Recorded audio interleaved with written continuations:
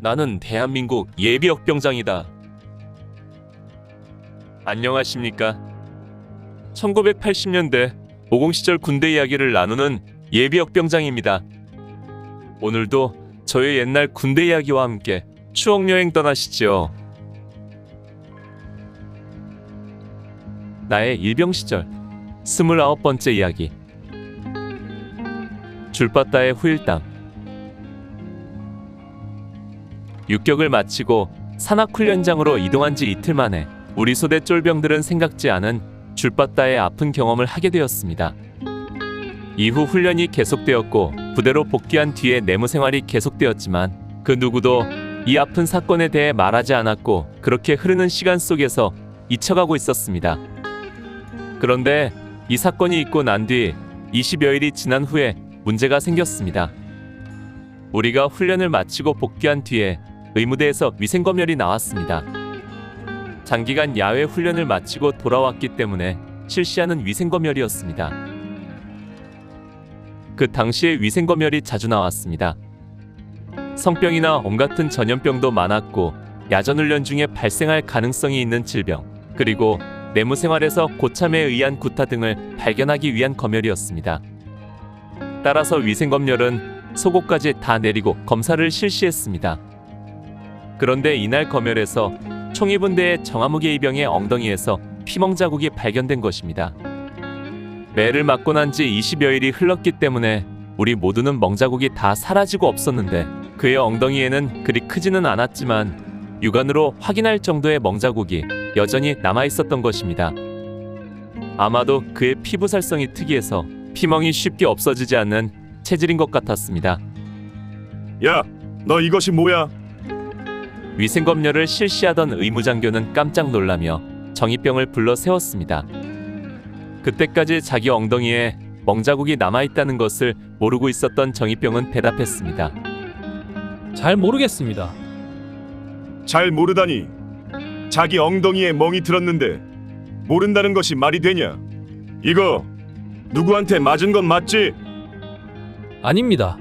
저도 잘 모르는 일입니다. 멍자국이 있는 사람이 이등병이라는 것을 확인한 의무장교는 위생검열을 마치고는 정의병을 의무대로 데리고 갔습니다.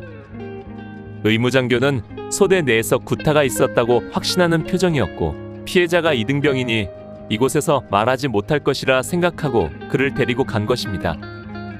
의무장교가 정의병을 데리고 가자 갑자기 소대 분위기가 어두워지며 착 가라앉았습니다. 고참들의 표정에 어두움과 불안감이 드리워지고 구타의 당사자인 서상병의 얼굴은 하얗게 질렸습니다. 정의병의 말 한마디면 서상병의 나머지 군생활은 남한산성에서 보내야 할지도 모를 일이었습니다. 사건이 확대되면 우리들 모두가 조사를 받게 되고 그동안 일들이 모두 드러나게 되면 우리 소대, 중대는 물론이려니와 대대 이상, 상급 부대까지 엄청난 후폭풍에 시달려야 할 것이 빤한 일이었습니다. 내무반장을 맡고 있던 우리 분대장은 중대본부에 가서 이 일을 보고했습니다. 그러나 정의병의 엉덩이의 멍자국은 왜 생겼는지 알 수 없고 구타 사건은 없었다고 했습니다.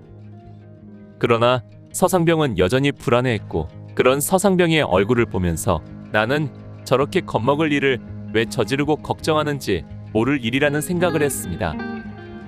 부산태생의 정의병은 대학교를 다니다가 1981년 2월에 입대하여 사단교육대에서 훈련을 받고 우리가 병참대에 파견 근무를 하고 있던 지난 4월에 전입된 신병이었습니다. 호리호리한 마른 체구에 도수 높은 안경을 쓴 그는 외모상으로도 약해 보이는 인상이었습니다. 그러나 언변이 좋고 밝은 성격으로 힘들고 고달픈 쫄병 생활을 잘해오고 있었습니다. 정의병은 그날 밤 소대로 돌아오지 않았고 서상병을 비롯한 고참들은 말은 안 했지만 걱정스런 빛이 완연했습니다. 그 다음날 정의병이 잠깐 소대에 돌아왔지만 금방 의무대로 다시 불려갔습니다. 그가 돌아오자 고참들은 그를 붙들고 이것저것을 물어보았습니다. 주된 내용은 뭐라 하더냐와 뭐라 했냐는 것이었습니다. 이에 대해 정의병의 대답은 간단했습니다. 아무 말 안 했습니다. 구타 같은 건 없다고 했습니다. 그러나 그가 다시 불려가자 소대는 다시 불안에 휩싸였습니다.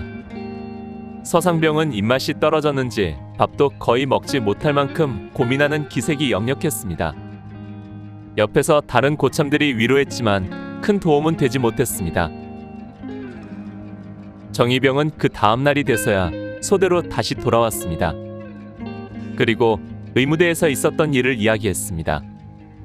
2박 3일에 걸쳐서 그는 의무대에서 개인 면담을 통해 무슨 일이 있었는지 집요하게 조사를 받았다고 합니다.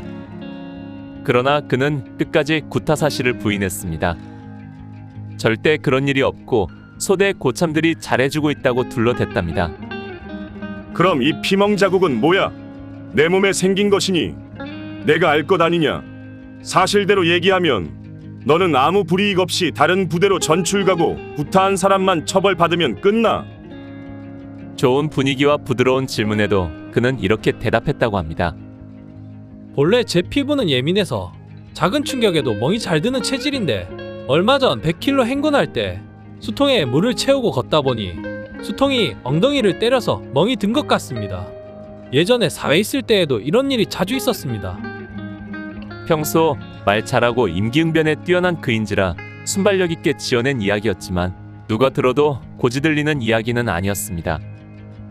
그러나 말이 안 되는 이 이야기를 그는 일관되게 주장했고 또 만약 구타가 있었다면 왜 나만 멍이 들었겠는가? 내 동기나 다른 졸병들은 멍든 사람이 없지 않는가? 라는 그의 말에 의무대에서도 더 이상 확증을 찾지 못하고 그를 돌려보낸 것이었습니다. 이렇게 줄바따의 모든 일은 마무리되었습니다.